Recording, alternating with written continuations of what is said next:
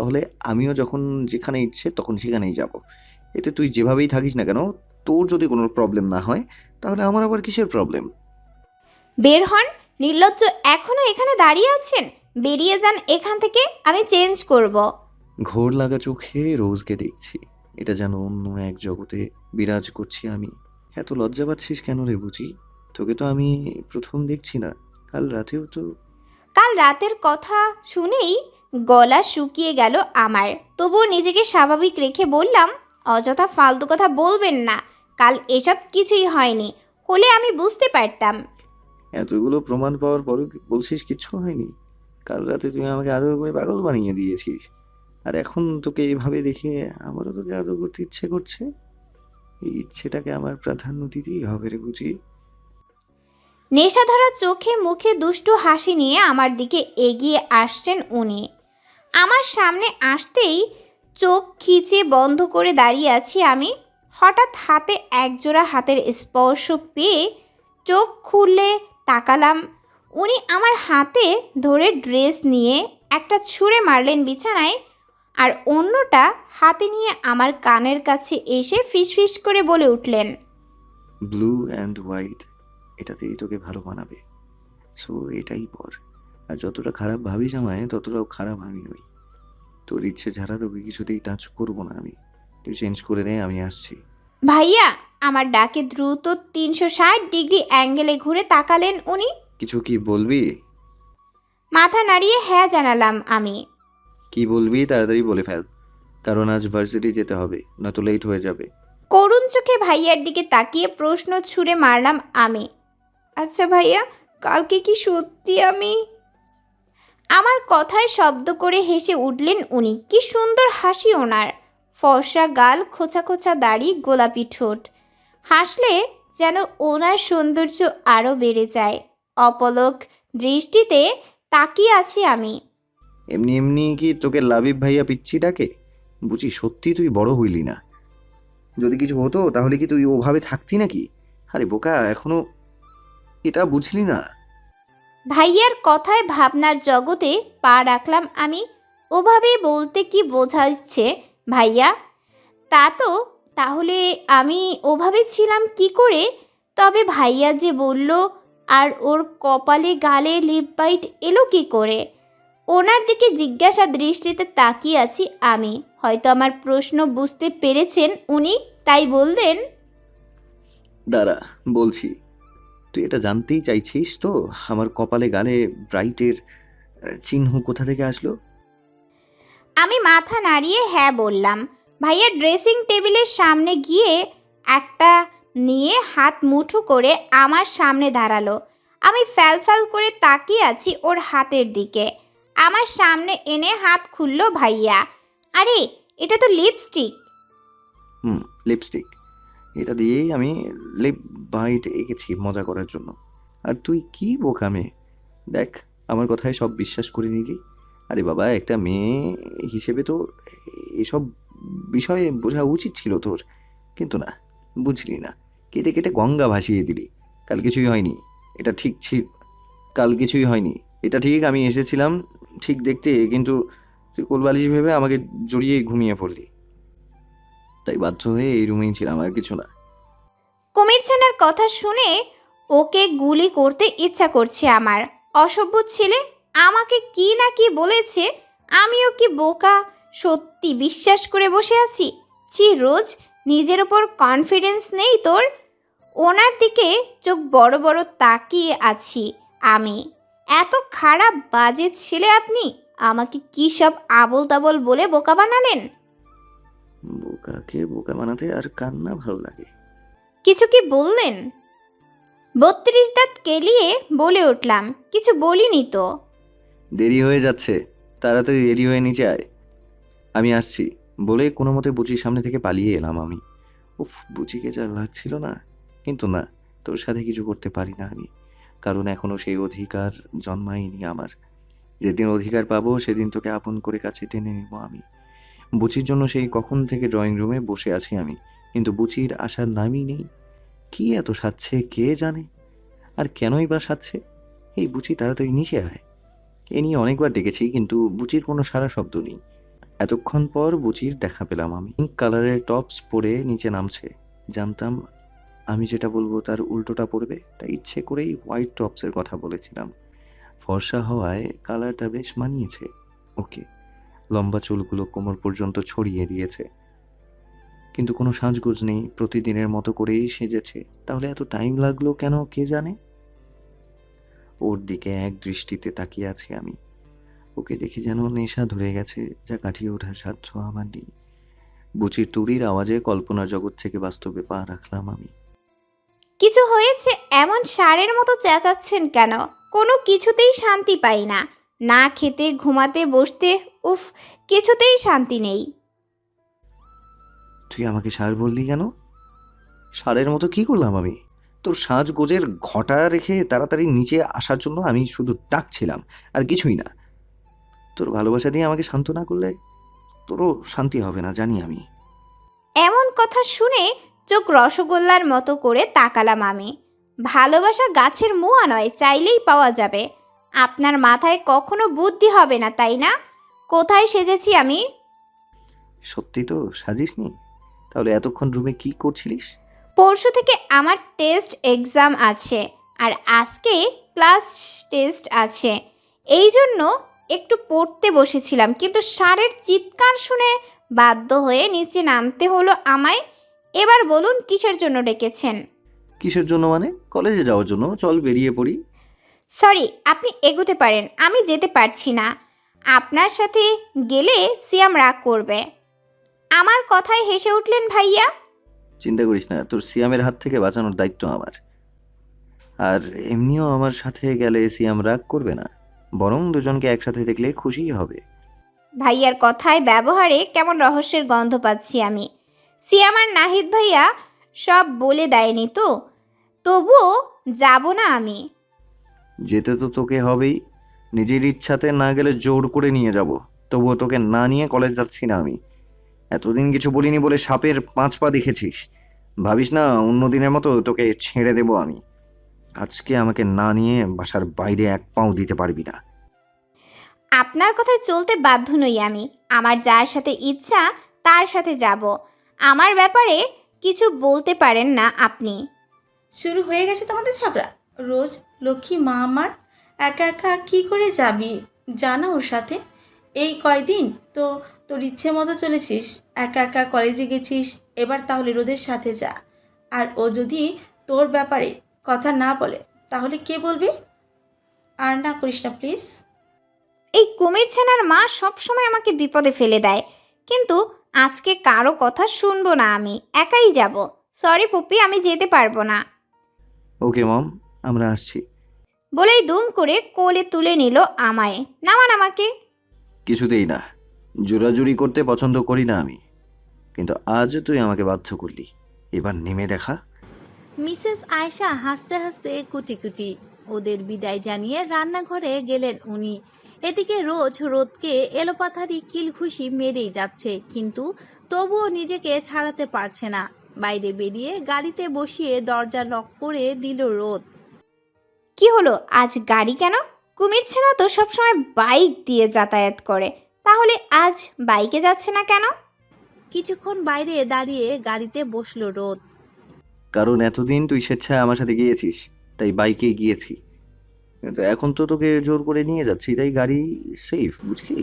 রোজকে আর চোখে একবার দেখে সামনের দিকে নজর দিয়ে গাড়ি স্টার্ট দিল রোদ, কিন্তু রোজের মুখ বন্ধ হওয়ার নয়, সে চেঁচিয়েই যাচ্ছে। রোদ সেগুলো শুনে না শোনার ভান করে ড্রাইভ করছে, কিন্তু বেশিক্ষণ শান্তিতে ড্রাইভও করতে পারলো না।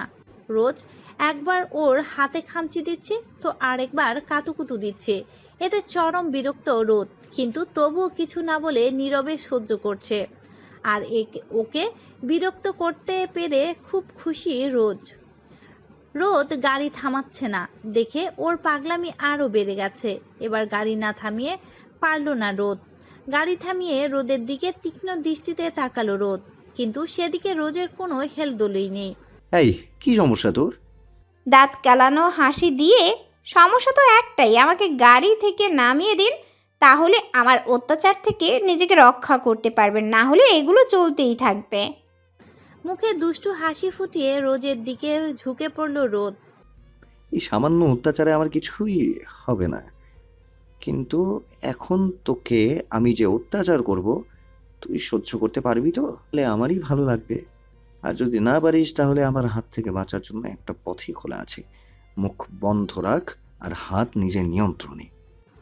রোজের আর বুঝতে বাকি নেই রোদ কিসের ইঙ্গিত দিচ্ছে, তাই কোনো কথা না বলে মুখে আঙ্গুল দিয়ে বসে আছে। রোজের এহেন আচরণে হেসে উঠল রোদ। কয়েকটা চুল বারবার রোজের কপালে বাড়ি খাচ্ছে, এগুলো কানের নিচে গুজে আবারও গাড়ি স্টার্ট দিল রোদ। পুরো রাস্তায় কোনো কথা বলেনি রোজ, চুপচাপ বসে বাইরের প্রকৃতি দেখছিল। রোদ বারবার ওকে দেখছিল, কিন্তু রোজ তা দেখেও না দেখার ভান করে বসেছিল। একটা ওষুধেই কাজ হয়েছে, যাক, ভয় পেয়েছে কথাটা ভেবেই বারবার হাসছে রোদ। তা দেখে রোজের গা জ্বলে যাচ্ছে, কিন্তু কোনো কথা বলছে না। কলেজে এসে গাড়ি থামলো। গাড়ি থামতেই নামার জন্য পাগল হয়ে উঠল রোজ, কিন্তু গাড়ি তো লক করা, নামবে কি করে? রোদ কোনো কথা না বলে চুপচাপ রোজের কাণ্ড দেখছে আর হাসছে। এতে যেন ওর রাগটা আরো বেড়ে যাচ্ছে। রাগে আগুন হয়ে আছে, যে কোনো মুহূর্তে কাউকে জ্বালিয়ে পুড়িয়ে ছারখার করে দিতে সক্ষম। কি হলো, গাড়ি লক খুলছেন না কেন? আমি নামবো। দেখতে পাচ্ছেন না কলেজ পৌঁছে গেছি? নাকি অন্ধ হয়ে গেছেন? অন্ধ? অন্ধ হয়ে গেছি তোর ভালোবাসায়। আচ্ছা, তোর ভালোবাসা দিয়ে আমাকে একটু আলোর পথ দেখাবি? তোকে ছাড়তে ইচ্ছে করছে না, তাই লক খুলছি না। আজকে যদি তোর এক্সাম না থাকতো তাহলে তোকে নিয়ে সারাদিন ঘুরে বেড়াতাম, কিন্তু তার হলো না। যত সব ফালতু কথা, লক খুলুন, আমার দেরি হয়ে যাচ্ছে। খুলবো, তবে একটা শর্তে। চোখ বড় বড় করে তাকালাম ওনার দিকে, ঝাঁঝালো কণ্ঠে বলে উঠলাম, কি শর্ত? কলেজ ছুটির পর আগের মতো লক্ষ্মী মেয়ে হয়ে আমার জন্য ওয়েট করবি। আমি না আসা পর্যন্ত এখানেই দাঁড়িয়ে থাকবি। আমি আসলে একসাথে বাসায় ফিরবো। নো ওয়ে, কিছুতেই না। আমার যখন যার সাথে ইচ্ছা তার সাথে বাসায় ফিরবো, কারোর জন্য ওয়েট করতে পারবো না আমি। তাহলে এখানেই বসে থাক, গাড়ির লক খুলছি না। আমিও ভার্সিটি যাচ্ছি না, তোকে নিয়ে এখানেই বসে থাকি। তাতে অবশ্য আমার কোনো প্রবলেম নেই। তুই আমার কাছে থাকলে আমার খুব ভালো লাগে। তোর দিকে চেয়ে দু চোখ ভরে তোকে দেখতে পারবো। আপনি খুব খারাপ, জঘন্য লেজ বিশিষ্ট একটা লোক। কিভাবে আমাকে ফাঁদে ফেলেছেন? আমার সাথে এমন করছেন তো কোনো দিনও ভালো হবে না আপনার। সেটা আমি জানি, তুই দেখে নিস, এই খারাপ ছেলেটাই একদিন তোর বর হবে। ওনার মুখে বর কথাটা শুনে চমকে উঠলাম আমি।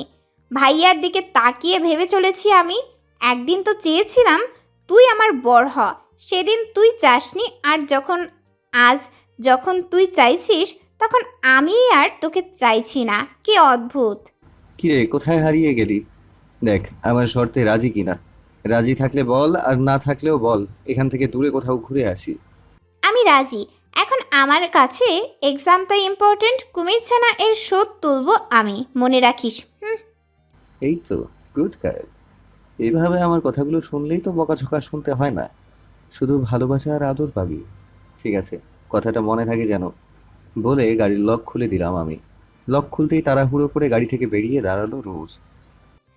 এতক্ষণ গাড়িতে ছিলাম বলে আপনার কথা মেনে চলেছি, এবার আর গাড়িতে নেই, আমি মুক্ত স্বাধীন। সো আপনার জন্য ওয়েট করার কোনো প্রশ্নই উঠছে না। আমার যখন ইচ্ছা তখনই বাড়ি চলে যাব। সো মিস্টার রোদ, বাই। এই রোজকে জব্দ করা আপনার কাজ নয়, বুঝেছেন? ওর কথায় হেসে উঠলাম আমি। এতক্ষণ তো বিড়ালের মতো চুপ ছিলিস, যেই আমার কাছ থেকে ছাড়া পেয়েছিস অমনি বাদরের মতো লাফাতে শুরু করে দিয়েছিস। এত খুশি হোস না, বুঝি? এই রোদকে তো চিনিস, যা বলে তাই করে। সো বিকেলে দেখা যাবে তুই একা যাস নাকি আমার সাথে। এই রোজও কম যায় না। আমিও দেখব কে জিতে, কুমিরছানা নাকি আমি। বলেই কলেজ ঢুকে গেল রোজ। কিছুক্ষণ ওখানে দাঁড়িয়ে ভার্সিটির উদ্দেশ্যে রওনা হলাম আমি। কলেজ শেষে আমি আর লাবু গল্প করতে করতে বের হচ্ছি। লাবু আজকাল খুব মনমরা হয়ে থাকে, মুখে সেই প্রাণ খোলা হাসি আর নেই।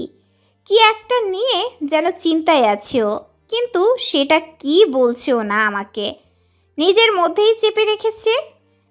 দুজনেই গল্প করছি, তখনই পেছন থেকে রাতুলের গলা শুনতে পেয়ে দাঁড়িয়ে গেলাম আমি। এই ছেলেটা পৃথিবীর সবচেয়ে অসহ্যকর ছেলে, যাকে সহ্য করা আমার পক্ষে ইম্পসিবল। এই যে দুই বান্ধবীতে কি কথা হচ্ছে, আমার সাথেও একটু শেয়ার করো। এই রামছাগলের কথা শুনেই মাথায় আগুন জ্বলে উঠল আমার। আমরা কি নিয়ে কথা বলছি তা তোকে বলতে যাব কেন? সব সময় আমাদের পিছু পিছু থাকিস, আমরা যেখানেই যাই সেখানেই তুই। লজ্জা করে না মেয়েদের ডিস্টার্ব করতে? রোজ থাম, বাদ দে না, চল আমরা যাই। না, যাব না। তোর বয়ফ্রেন্ড বলে তুই ওকে ভয় পেতেই পারিস, কিন্তু আমি নই। লজ্জা তাও আবার আমার? বলেই হো হো করে হাসতে লাগলো। আমার কিসের লজ্জা রোজ? আমি তো লাবুকে ভালোবাসি, আর অন্য মেয়েদের সাথে একটু ফ্লার্ট করে। এই যা, লজ্জা তো তোদের হওয়া উচিত। তুই আর লাবু যা করছিস তার জন্য। হোয়াট? আমরা তোর মতো কি করছি যাতে আমাদের লজ্জা লাগবে? জানিস না? তাহলে শোন বলছি। তুই আর লাবু যেভাবে জামা কাপড়ের মতো বয়ফ্রেন্ড পাল্টাস, আমি তো সেসবের কিছুই করি না। লাবু, এই রাতুল পাগলের মতো কি বলছে? লাবু কোনো কথা না বলে পাথরের মতো দাঁড়িয়ে আছে। এই রাতুল, কি বলছিস এসব? যা বলছি তার একটা কথাও মিথ্যা নয়। দাঁড়া, তোদের ডিটেলসে বলি, তাহলে সবটা ক্লিয়ার হবে। তোর লাবু আমার মনে প্রেম জাগিয়ে অন্য একটা ছেলের সাথে কিছুদিন ঘোরাফেরা করলো। তখন ছেলেটার কাছে সব চাওয়া পাওয়া হয়ে গেল। তখন আবার আমার কাছে ফিরে আসলো। তুইও সেই একই কোয়ালিটির মাল। এতদিন রোদ ভাইয়ার সাথে ফষ্টি করলি, কিছুদিন শ্যাম নামের একটা ছেলের সাথে কি করছিস কে জানে। এখন আবার রোদ ভাইয়ের কাছেই ফিরে গেছিস। আর আমি যদিও এসবের করে থাকি, তাহলে আমি খুব খারাপ ছেলে। আমার বেলায় এসব যায় সেটা সবাই জানে, কিন্তু তোমরা তোমরা তো খুব ভালো মেয়ে, তাহলে এসব করে বেরাও কেন? রাতুলের কথাগুলো শুনে আপনা আপনি পানি পড়ছে আমার চোখ থেকে। কি বলল ও? আমি ফষ্টি নষ্টি করছি? পরক্ষণে আমার লাবুর কথা মনে হলো আমার। লাবু ও কাকে ভালোবাসতো, আর কে সে? আর যদি তাকে ভালোই বাসতো তাহলে এখন রাতুলের সাথে রিলেশনে জড়িয়েছে কেন? ওর দিকে তাকালাম আমি, দাঁতে দাঁত চেপে কথাগুলো সহ্য করছে ও, কিন্তু কেন? রাতুলকে কিছু বলতে যাব তার আগেই আমার পেছন থেকে ওর নাক বরাবর একটা ঘুষি মারলো কেউ। ঘুষির তাল সামলাতে না পেরে ছিটকে কিছুটা দূরে হুমড়ি খেয়ে পড়লো রাতুল। কে মারলো সেটা দেখার জন্য ফিরে তাকালাম আমি। ভাইয়া রক্তচক্ষু নিয়ে হাত মুষ্টিবদ্ধ করে দাঁড়িয়ে আছে। দেখেই বোঝা যাচ্ছে কতটা রেগে আছে ও। রাতুলের নাক ফেটে ফিনকি দিয়ে রক্ত ঝরছে। লাবু ভয়ে কাঁপছে। এটা রাতুলের কষ্টের জন্য নয়, অন্য কিছুর জন্য। ভাইয়া রেগে রাতুলের কাছে গিয়ে আরও কয়েকটা কিল ঘুষি লাথি মারতে লাগলো। ও রেগে গেলে নিজের মধ্যে থাকে না, এভাবে মারতে থাকলে মরে যাবে তো। দৌড়ে ভাইয়ার কাছে গেলাম আমি। ভাইয়া, কি করছিস? ছাড় ওকে, এভাবে মারলে মরে যাবে তো। মরে যাক, ওর মতো ছেলের বেঁচে থাকার কোনো অধিকার নেই। আমার রোজকে অপমান করে যা নয় তাই বলছিস। রোজ সম্পর্কে কিছু বলার আগে 10 বার তোর ভাবা উচিত ছিল তুই কার সম্পর্কে কি বলছিস। আমার রোজকে কাঁদিয়েছিস, আজ তোকে আমি। এদিক ওদিক কিছু খুঁজতে লাগলো ভাইয়া, কিছুতেই ওকে শান্ত করে যাচ্ছে না। ভাইয়ার কাটা হাত থেকে রক্ত ঝরছে, কিন্তু সেদিকে তার কোনো হুঁশই নেই। এর মধ্যে কলেজের অনেক ছেলে মেয়েও জড়ো হয়ে গিয়েছে। ভাইয়া, আমার কথাটা শোন প্লিজ। কিন্তু কিছুতেই কথাগুলো শুনছে না। বড় একটা লাঠি নিয়ে রাতুলের দিকে তেড়ে যাচ্ছে ভাইয়া। কিছু ছেলে এসে ভাইয়াকে আটকানোর চেষ্টা করছে, কিন্তু পারছে না। কোনো উপায় না পেয়ে ভাইয়াকে শক্ত করে জড়িয়ে ধরলাম আমি। রোজ, ছাড় আমাকে। না, ছাড়বো না, প্লিজ। তুই এবার শান্ত হ। অনেক তো মেরেছিস, আর মানিস না প্লিজ। ও মরে গেলে তো তোকে জেলে যেতে হবে, তখন আমি কি করে থাকবো বল? তুই ওকে ক্ষমা করে দে প্লিজ। আমার কথা শুনে অনেকটা শান্ত হলো ভাইয়া। হাত থেকে লাঠিটা পড়ে গেল। আমাকে নিজের কাছ থেকে ছাড়িয়ে রাতুলের সামনে দাঁড়ালো। রাতুল এখনো নিচে পড়ে আছে। কয়েকজন ছেলে মিলে ওকে উঠানোর চেষ্টায় আছে। এই রাতুল, আজ রোজের জন্য তোকে ছেড়ে দিলাম আমি। নেক্সট টাইম লাবিবার রোজকে যদি কোনো খারাপ কিছু বলিস তাহলে তোকে এই পৃথিবী থেকে বিদায় করার ব্যবস্থা নেব। রোজ আমার কলিজা, লাইফ লাইন। ওকে নিয়ে যদি আর কোনোদিন অপমান করিস তাহলে সরি ভাইয়া, আমার ভুল হয়ে গেছে। আর কখনো এমন হবে না। রোজ, আমাকে ক্ষমা করে দাও। ঠিক আছে, যা নাক থেকে এখনো রক্ত ঝরছে, রক্ত বন্ধ করার ব্যবস্থা কর। আর প্লিজ এবার মেয়েদের সম্মান করতে শিখ। হসপিটালের উদ্দেশ্যে চলে গেল রাতুল। লাবু এখনো ঠায় দাঁড়িয়ে আছে আর চোখের জল ফেলছে। ওর ব্যাপারটা ঠিক কি বুঝতে পারছি না আমি। এদিকে ভাইয়ার হাত থেকেও রক্ত ঝরছে। গাড়িতে ফার্স্ট এইড বক্স আছে, এখন ওর হাতটা ব্যান্ডেজ করা ইম্পর্টেন্ট। লাবুর সাথে কাল এ নিয়ে কথা বলবো। লাবুকে বিদায় জানিয়ে ভাইয়াকে নিয়ে গাড়িতে বসলাম আমি। ভাইয়ার রাগে গজগজ করতে করতে এখনও রাগ কমেনি। দেখি হাতটা দিন, মেডিসিন দিয়ে ব্যান্ডেজ দিতে হবে। কিভাবে রক্ত ঝরছে? লাগবে না, এমনি বন্ধ হয়ে যাবে। এমনি এমনি হবে না, সব কিছুতে এত জেদ করবেন না, এত জেদ ভালো না। দিন হাতটা। জোর করেই হাত ব্যান্ডেজ করতে বসলাম আমি। আচ্ছা, এত রেগে যাওয়ার কি ছিল? ও কয়টা কথা বলল আর আমি খারাপ হয়ে গেলাম, হয় নাকি? কেন ওর কথাগুলো ধরে এভাবে মারামারি করতে গেলেন বলুন তো? চুপ থাক, যা বুঝিস না তা নিয়ে কথা বলবি না। তোকে এতগুলো খারাপ কথা বলার সাহস পায় কোথা থেকে? ওকে আজকে আমি মেরেই ফেলতাম, শুধু তোর জন্য বেঁচে গেল। শালা আমার রোজকে বাজে কথা বলে। নিন ব্যান্ডেজ কমপ্লিট, সবই বুঝি আমি। এই সামান্য একটা বিষয় নিয়ে একদম কথা বলবি না। তোর কাছে এটা সামান্য হলেও আমার কাছে অনেক বড় ইস্যু। আমি বেঁচে থাকতে তোকে কেউ খারাপ কথা বলবে, ইনসাল্ট করবে, তা কিছুতেই মানবো না আমি। ঠিক আছে, আর কিচ্ছু বলবো না। বাসায় যাব, তাড়াতাড়ি চলুন। এই যা, আপনি এই হাত দিয়ে ড্রাইভ করবেন কিভাবে? আমাকে নিয়ে এত চিন্তা করছিস কেন? ভালোবাসিস নাকি? চিন্তা করিস না, পারবো আমি। ভাইয়ার কথায় কোনো উত্তর না দিয়ে বাইরের দিকে তাকিয়ে আছি আমি। তোকে নিয়ে চিন্তা করব না তো কাকে নিয়ে করবো রে ভাইয়া? তোকে ঘৃণা করি আর যাই করি না কেন, তবুও তোর খারাপ চাই না। বাসায় এসে ব্যালকনিতে দাঁড়িয়ে আছি আমি। বাইরে খুব বৃষ্টি হচ্ছে, তা দেখতে ব্যস্ত। হাত বাড়িয়ে বৃষ্টির প্রতিটা ফোঁটা স্পর্শ করছি। হঠাৎ বৃষ্টিতে ভেজার ইচ্ছা জাগলো আমার। যেই ভাবা সেই কাজ, দৌড়ে ছাদে পৌঁছালাম আমি। কিছুক্ষণ বৃষ্টিতে ভিজার পরই মাথার ওপর ছাতা দেখতে পেলাম, কিন্তু ছাতা এলো কোথা থেকে? আমার পাশে ছাতা হাতে দাঁড়িয়ে আছে ভাইয়া। ভাইয়াকে দেখেই রেগে গেলাম আমি। এটা কি হলো? আপনি ছাতা নিয়ে এসেছেন কেন? আর এসেছেন ভালো কথা, কিন্তু আমার মাথার উপর ধরেছেন কেন? কারণ অতিরিক্ত বৃষ্টিতে ভিজলে তোর জ্বর আসবে। আমি চাই না তোর জ্বর আসুক। জ্বর আসলে আমার আসবে, তাতে আপনার কি? ছাতা সরান, আমি বৃষ্টিতে ভিজবো। না, সরাবো না। জ্বর আসলে তো সেই আমাকেই জ্বালিয়ে মারবি। আমি বাবা এসব প্যারা সহ্য করতে পারবো না। তাই নিজের সেফটির জন্য হলেও তোকে বৃষ্টিতে ভিজতে দেয়া যাবে না। আরে আজব তো, আমি কি বাচ্চা নাকি? আমার জ্বর হলে অন্যকে জ্বালাবো? এসব ফালতু এক্সকিউজ বাদ দিয়ে যান এখান থেকে। যাবো তো, একা নই, তোকে সঙ্গে নিয়ে তবে। যাব না আমি। আপনার ছাতা নিয়ে ভাগেন আপনি। না, যাবো না। তুই যতক্ষণ এখানে থাকবি ততক্ষণ আমিও ছাতা নিয়ে দাঁড়িয়ে থাকবো। দেখি তুই কি করে ভিজিস।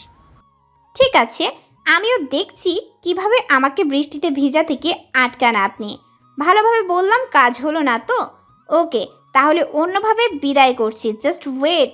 একটানে ভাইয়ার হাত থেকে ছাতা নিয়ে নিচে ফেলে দিলাম আমি। এই রোজকে চ্যালেঞ্জ, এখন আটকান বলে হাসতে লাগলাম আমি।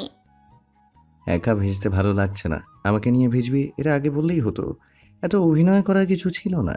এত ভালোবাসিস আমাকে। মুভিতে দেখেছি হিরো আর হিরোইন বৃষ্টিতে ভিজে রোমান্স করে। তোরও বুঝি সেই ইচ্ছে জেগেছে? উফ, অসহ্য বিরক্তিকর। আপনি কি বলুন তো, যা নয় তাই বলা শুরু করেছেন। আপনার সাথে রোম্যান্স করতে বয়েই গেছে আমার।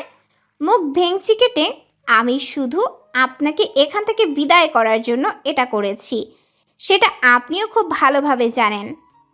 না, জানি না আমি। আমি জানি তুই। ধর, ভাল লাগে না। এই আপত্তির জন্য একটু শান্তিতে বৃষ্টিতে ভিজাও যায় না। মন খারাপ করে নিচে চলে যাচ্ছি। আমি যেতে নিলেই আমার কোমর চেপে ওনার সাথে মিশিয়ে নিলেন উনি। ওনার চোখে অদ্ভুত এক নেশা দেখতে পাচ্ছি আমি, যেই নেশায় ডুব দিতে ইচ্ছা করছে আমার, কিন্তু না, তা সম্ভব নয়। কি হলো? ছাড়ুন আমাকে। ছাড়বো বলে তো ধরিনি। আমারও আজ তোর সাথে রোম্যান্স করতে ইচ্ছে করছে। একদম ওনার কাছাকাছি দাঁড়িয়ে আছি আমি। উনি নেশাভরা চোখ নিয়ে এগিয়ে আসছেন আমার দিকে।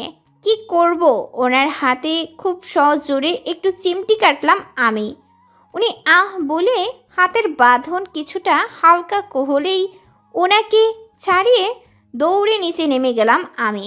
ভাগ্যিস বুদ্ধিটা মাথায় এসেছিল, না হলে। ভাগলি একটা, এমনি এত কথা বলে, আর আমি একটু আদর করতে গেলেই সব কুবুদ্ধি মাথায় এসে ভর করে।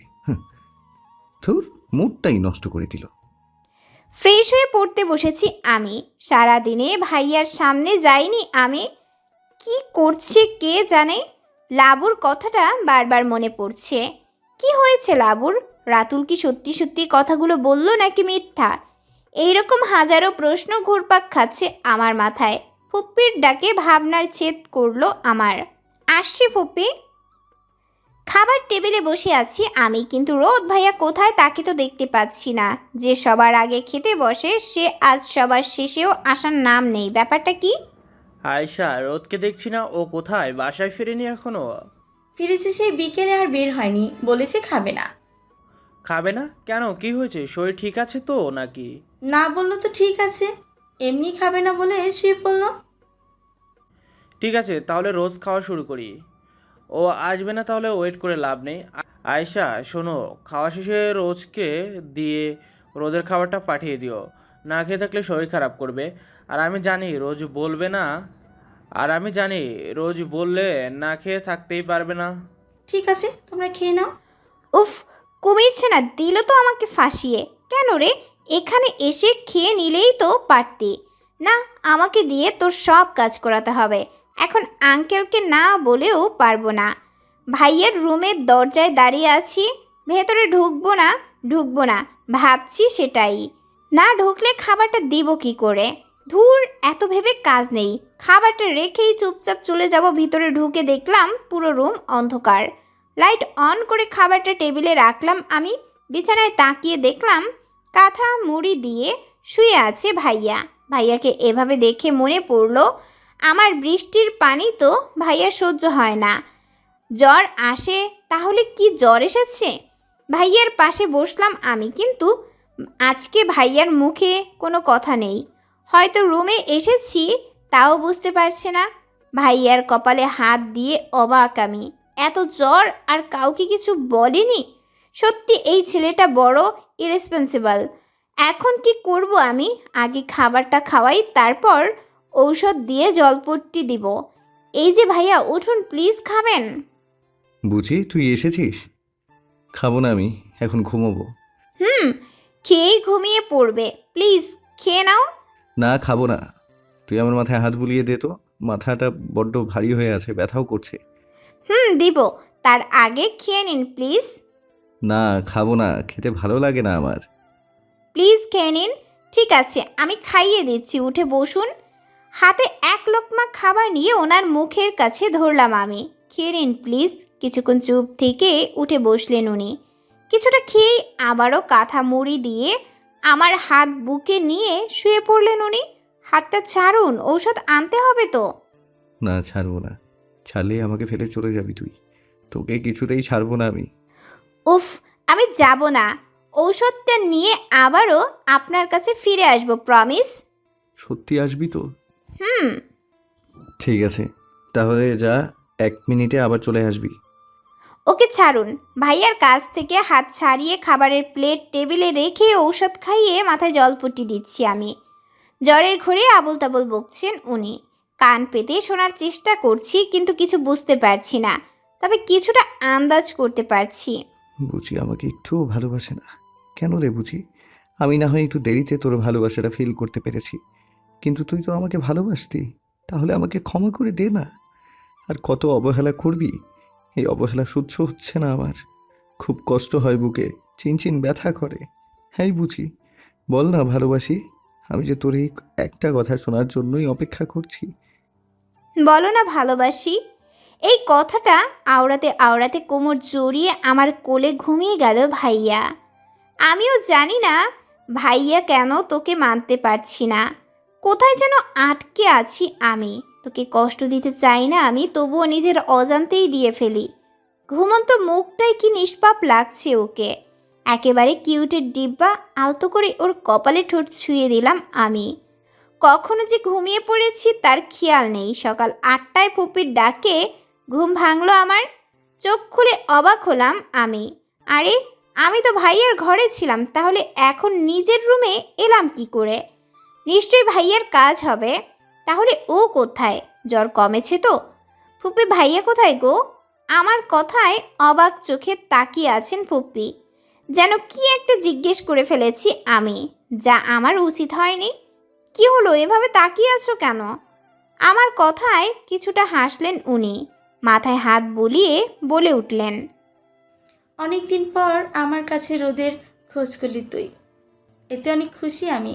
আসলে রোদ কি একটা কাজে বেরিয়েছে, ওর লেট হবে বাসায় আসতে। আর যাওয়ার সময় বলে গেছে কলেজ যেতে হলে বাড়ির গাড়ি নিয়ে যেতে, আর বিকেলে গাড়ি পাঠিয়ে দেব, চলে আসিস। কথা না শুনলে খুব বকবে তোকে। কত তোমার ছেলের বকার ধার ধারি আমি? আসলে পুপি, কাল রাতে ভাইয়ার খুব জ্বর এসেছিল। কই, আমাকে কিছু বললো না তো, শুধু বলে একটা ইম্পর্টেন্ট কাজ আছে, কাজ মিটিয়ে ফিরে আসবে। এই ছেলেটা কি যে করে না, জ্বর শরীরে কোথায় গেল কে জানে। আচ্ছা তুই নিচে আয়, আমি খাবার দিচ্ছি। আচ্ছা পুপি, এত সকালে কি এমন জরুরি কাজ পড়লো যে জ্বর শরীরে বেরোতে হলো? কলেজ থেকে এসে ড্রয়িং রুমে পা দিয়ে অবাক হলাম আমি। দাদু আর নিতু আপু এসেছে। দাদুকে দেখে লাফিয়ে উঠলাম আমি। দাদু বলে দৌড়ে জড়িয়ে ধরলাম তাকে। দাদু পরম মমতায় জড়িয়ে নিলেন আমায়। দাদু, তুমি আসছো? কই, আমি তো জানি না। নানু ভাই, তুমি আমার ছোট গিন্নিকে বলনি আমি আসছি? ওহ, তার মানে ভাইয়া দাদুকে আনতে জ্বর নিয়েও স্টেশনে গিয়েছিল? তাহলে কাউকে বললো না কেন? না নানু, এই বুচি জেনে কি করবে? আমরা সবাই জানলেই হলো। আচ্ছা, আমরা সবাই জানলেই হবে। তুমি আসছো জানলে গাল ফুলিয়ে বসে থাকতো। কারণ কি জানো? কি কারণ নানু ভাই? তোমাকে আমি সবার থেকে বেশি ভালোবাসি কি না। তুমি আসলে ওর ভালোবাসা কম পড়বে, এটা ওর ধারণা, তার জন্য হিংসে হয়। ও, তাই বলো? হওয়ারই কথা। এরকম হ্যান্ডসাম বরকে কেউ কারোর সাথে শেয়ার করতে চাইবে না। সেখানে আমার দাদু ভাই কি করে সহ্য করবে? ওনার দিকে চোখ রাঙিয়ে তাকালাম আমি। তাতে ওনার কিছু হলো না, উল্টো দাঁত বের করে হেসে চলেছেন উনি। দাদু, তুমিও সব আজগুবি কথায় কান দিচ্ছ? কার বর? কিসের বর? উনি আমার কাজিন, এই যা আর কি, কিছু না। দাদু ভাই, আমরা গ্রামে থাকলেও সবই জানি। গ্রাম থেকে এত জার্নি করে তোমাদের ঝগড়া দেখতে নিশ্চয় আসিনি। এবার ঝগড়াঝাটি বাদ দিয়ে একটু প্রেম ট্রেম করো, আমরাও একটু দেখি। ভালোবাসার কথাও তো বলতে পারো দুজনে। আমি কিছু বলতে যাব, তখনই নিতু আপু অভিমানী কণ্ঠে বলল, আমাকে কারো চোখে পড়ে না? আমি শুধু শুধু এসেছি। তোমরা নিজেরাই ঝগড়া করে যাচ্ছ, আমাকে কেউ ভালোবাসো না। ও সরি আপি, এই কুমির ছানার জন্য তোমার সাথে কথা বলতে পারিনি বলে আপিকে জড়িয়ে ধরলাম আমি। হয়েছে হয়েছে, এবার মান অভিমান ঝগড়াঝাটির পালা শেষ। এবার তাহলে সবাই ফ্রেশ হয়ে টেবিলে এসো, আমি খাবার দিচ্ছি। ওকে বলে যে যার মতো রুমে চলে গেল। নিতু আপু আমার সাথেই থাকবে, আর দাদু রোদ ভাইয়ার রুমের পাশের রুমে। পড়ার টেবিলে বসে কলম কামড়াচ্ছি আমি। কলম খেয়েও যদি মাথার ব্রেন একটু খুলে সেই আশায়, কিন্তু না, কিছুতেই কিছু হচ্ছে না। ফিজিক্স এই সাবজেক্টটা কিছুতেই আমার মাথায় ঢুকতে চায় না। তাই বসে বসে বইয়ের পাতা উল্টাচ্ছি আর কলম খাচ্ছি। নিতু আপু বসে বসে ফোন ঘাঁটছে আর মাঝে মধ্যে একটু আধটু হাসছে। তাকে দেখে স্পষ্ট বোঝা যাচ্ছে চ্যাটিংয়ে ব্যস্ত সে। আমি মুখ গোমড়া করে এদিক ওদিক দেখছি। কুমির ছানার সাথে ভাব হলে এক্ষুনি কত ভালো করে এই চ্যাপ্টারটা বুঝিয়ে দিত আমায়। কিন্তু আজকে তো কুমির ছানাকে পড়ানোর কথা বলবো না আমি। আবার কালকে এক্সামও আছে। উফ, এই প্যারা আর সহ্য হয় না। হঠাৎ ঝড়ের গতিতে এসে আমার পাশের চেয়ারে টেনে বসে পড়ল ভাইয়া। আমি তার দিকে কিছুক্ষণ তাকিয়ে আবারও নিজের কাজে কলম খাওয়ায় ব্যস্ত হয়ে পড়লাম। ভাইয়া এক টানে মুখ থেকে কলম বের করে নিয়ে ছুঁড়ে ফেলে দিলেন মেঝেতে। আমি হাঁ করে তাকিয়ে আছি ভাইয়ার দিকে, আর ভাইয়া রেগে তাকিয়ে আছে আমার দিকে। এত বড় ডাগর মেয়ে হয়ে এখনো কলম কামড়াস, লজ্জা লাগে না? বাচ্চারা না হয় বুঝে না তাই এসব করে, কিন্তু তুই অবুঝ নোস, তাহলে এভাবে রাক্ষসের মতো কলম কামড়াচ্ছিস কেন? কবে বড় হলাম আমি, এখনো সেই পিচ্চি মেয়েই আছি। আর এটা আমার কত পুরনো অভ্যাস, কোনো কিছু না বুঝলে কলম কামড়ানো আপনি তো জানেনই, তাহলে এভাবে বকছেন কেন? জানি, তাই অলওয়েজ বলি এই ব্যাড হ্যাবিট ত্যাগ কর। কে শুনে কার কথা? আচ্ছা, আমার কথা শুনলে কি তোর খুব বড় ক্ষতি হয়ে যাবে? কারণ পড়া ভুলে গেলে আর মনে পড়বে না, তখনই এইসব প্রশ্নের উত্তর না দিয়ে এক্সাম হল ত্যাগ করতে হবে আমার। এতে রেজাল্ট খারাপ হবে আমার, আর আবারও বকা শুরু হবে আপনার। চুপ, যত সব ফাউল কথা। একটা কথার পিঠে 101টা কথা না বললে হয় না। আচ্ছা, এসব বাদ দিয়ে কোন চ্যাপ্টারের প্রবলেম সেটা বল। ওই তো এই চ্যাপ্টারটায় সন্ধ্যা থেকে বোঝার চেষ্টা করছি, কিন্তু কিছুতেই মাথায় ঢুকছে না। ও, তাহলে আমাকে একবার ডাকলেই পারতি। অবশ্য আমাকে ডাকবি বা কেন? আমি তো তোর কেউ না। বোধহয় শত্রু হই, তাই না রে? ভাইয়ের কথায় অশ্রুতে ভরে গেল আমার দু চোখ। সত্যি তুই কখনো আমাকে বুঝলি না, আগেও বুঝিসনি আর এখনো বুঝিস না। অবশ্য তুই আমাকে বুঝবি এটা কখনো আশাও করি না আমি। ভাইয়া খুব সুন্দর করে বুঝিয়ে দিচ্ছে আমায়। ওনার কাছে সব কিছুই ইজি, খুব কঠিন বিষয়কেও নিজের মতো করে সহজেই বুঝিয়ে দেওয়ার অ্যাবিলিটি আছে ওনার। ভাইয়ার খুব ইচ্ছা ছিল ডক্টর হওয়ার, কিন্তু আঙ্কেলের ইচ্ছাকে প্রাধান্য দিতে গিয়ে এখন অনার্স করছেন উনি। তবে ডক্টর হতে না পারার কষ্টটা এখনও আছে ওনার মাঝে, কিন্তু কখনো সেই কষ্টটাকে কারো সামনে জাহির করে না উনি, নিজের মধ্যেই চেপে রাখেন। আমাকে মনোযোগ সহকারে পড়াচ্ছেন উনি, আর আমি পড়া বোঝার চেয়ে বেশি বোঝার চেষ্টা করছি ওনাকে। বইয়ে মুখ গুজেই আচমকা ফিসফিস করে বলে উঠলেন উনি, এই বুঝি, I know I am cute and handsome, হাজারো মেয়ের ক্রাশ। তাই এখন আমাকে চোখ দিয়ে না গিলে পড়াশোনাকে গিলে খা, তাহলে কালকে কাজে দিবে। আমাকে সবসময় তোর সামনে দেখতে পাবি, কিন্তু এক্সাম চলে গেলে এক্সাম পাবি না, বুঝেছিস? ওনার কথায় ভাবাচাকা খেয়ে গেলাম আমি। বুঝলো কি করে সারাক্ষণ তো বইয়ের পাতায় মুখ গুজেছিল? তাহলে এখন লজ্জায় মরে যেতে ইচ্ছে করছে আমার। এত লজ্জা পাস না, লজ্জা পেলে তোকে নতুন বইয়ের মতো দেখায়। আর নতুন বইয়ের সাথে বর কি করে নিশ্চয়ই জানিস। বইপত্র গুছিয়ে পড়ার টেবিল থেকে উঠে যাচ্ছি আমি। এসব ফালতু কথা বলতে একদম ইচ্ছা করছে না আমার। এই কুমির ছানারও যে এমন ঠোঁট কাটা নির্লজ্জ হতে পারে জানা ছিল না আমার। যা মুখে আসছে তাই বলে যাচ্ছে। কি হলো, বই নিয়ে কোথায় যাচ্ছিস? তোকে পড়া ছেড়ে উঠতে বলেছি আমি? না বলেনি, এখন আর পড়বো না আমি, তাই চলে যাচ্ছি। তাছাড়া আপনি যা শুরু করেছেন তাতে পড়ার মুডটাই নষ্ট হয়ে গেছে আমার। সো আপনি এসব ভুলভাল কথা বকতে থাকেন, আসছি আমি। এক পাও সামনে এগোবি না, ঠ্যাং ভেঙে রেখে দেবো। চুপচাপ বই খুলে পড়তে বস, নইলে। নিতু, একটা বড় দেখে লাঠি নিয়ে এসো তো। এক্ষুনি আসছি। বলেই ফোন রেখে বিছানা থেকে লাফ দিয়ে উঠে রুম থেকে ছুটে বেরিয়ে গেল আপু। এটা আমার কোন জন্মের শত্রু ছিল কে জানে। এই লাঠি নিশ্চয়ই আমার উপর অ্যাপ্লাই করার জন্যই আনা হচ্ছে। লাঠি দিয়ে কি হবে? একটা বাদরকে আদর করব। আসলে এই বাড়ির সবাই খুব বেশি আদর ভালোবাসা দিয়ে এখন বাদরে পরিণত করেছি, তাই এটা দিয়ে একটু মানুষ করার প্রয়াস আমার। কে কখন আমাকে আদর করলো? একমাত্র ফুপি আমাকে বেশি আদর দেয় ভালোবেসে, আঙ্কেলও ভালোবেসে, তবে ফুপির থেকে বেশি নয়। আর আপনি তো একটু আদর করেন না, শুধু মারেন, বকেন, শাস্তি দিয়ে কষ্ট দেন।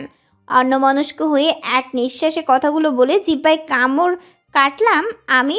উফ, না চাইতেও কী সব বলে ফেললাম আমি। আমার দিকে মোহনীয় চাহনিতে চেয়ে আছেন উনি। সত্যি বলছিস তুই? তোকে ভালোবাসি, কিন্তু কখনো আদর করিনি আমি। তবে কোনোদিন করিনি বলে যে আজও করব না তা ভাবিস না। আজকে তোকে। ভাইয়া এই নিন লাঠি। ইস, বিরক্তিকর। তোকে এখনই আসতে হলো, একটু পরে আসলে কি হতো? যখনই রোজের কাছাকাছি যাওয়ার চেষ্টা করি তখনই কোনো না কোনো ডিস্টার্ব ঠিক চলে আসে। কিছু কি বলবেন ভাইয়া? থ্যাঙ্কস লাঠিটা ঠিক সময় এনে দেওয়ার জন্য। ভাইয়ের অবস্থা দেখে মুখ চেপে হাসছি আমি। এখন মনে মনে নিতু আপুকে খুব ঝাড়ছেন উনি। থ্যাঙ্কস আপু, নিজের অজান্তেই আমাকে হেল্প করার জন্য। বুঝি, ঠ্যাটার মতো এখনো দাঁড়িয়ে আছিস কেন? পড়তে বস। এত বড় একটা লাঠি দেখে ভয় পেয়েই পড়তে বসলাম আমি। এখন পড়তে না বসলে এটা দিয়ে মারতেও দ্বিধাবোধ করবেন না উনি। আর আপু যেই সাইজের লাঠি এনেছে, এটা দিয়ে একটা বাড়ি দিলেই আমার হাড্ডি গুড্ডি সব খসে পড়বে। নিজের ভালো পাগলেও বুঝে, সেখানে আমি তো সুস্থ। তাই পড়ায় মনোনিবেশ করলাম আমি। আমার পরীক্ষার জন্য বাসায় খুব একটা কারোর সাথে গল্পগুজব করতে পারি না আমি। ইদানিং রোদ ভাইয়া নিতু আপুর সাথে একটু বেশিই মিশছে। দুজনে বাইরে ঘুরতে যায়, আড্ডা মারে, আমাকে পড়াতে বসেও দুজনে গল্প করে। এখন এই নিতু আপুকেও আমার মেরে ফেলতে ইচ্ছে করছে। পড়তে পড়তে বোরিং লাগছে আমার, তাই রিফ্রেশমেন্ট হিসেবে ছাদে গেলাম আমি। ওমা, ছাদের কর্নারে ওরা কারা? কিছুটা এগিয়ে দেখলাম নিতু আপুর হাত ধরে আছেন রোদ ভাইয়া। দুজনে হে হে করে হাসছে আর কি নিয়ে যেন কথা বলছে। আমি কান পেতে শোনার চেষ্টায় আছি, কিন্তু কিছুই কানে আসছে না। এদেরকে এভাবে দেখে রাগে গজগজ করছি আমি। গতকাল বলল আমাকে ছাড়া বাঁচবে না, আমাকে খুব ভালোবাসে, আরও কত কি। আর আজকে দেখো আমাকে পড়া বুঝিয়ে ছাদে এসে অন্য মেয়ের সাথে গল্পে মেতে উঠেছে। শালা রোদ, তোকে আমি না, থাক তোরা গল্প কর, আমি যাই। না, আমি যাব কেন? গেলে ওই শাকচুন্নি যাবে। নিজেকে আটকাতে না পেরে ভাইয়ের সামনে গেলাম আমি। আচমকাই হাতে একটা কামড় বসিয়ে দিলাম আমি। কোনো হাতে আপুকে ধরেছিস দেখি, আজকে তোর হাত ভাঙবো। আমাকে ছেড়ে অন্য মেয়ের হাত ধরা?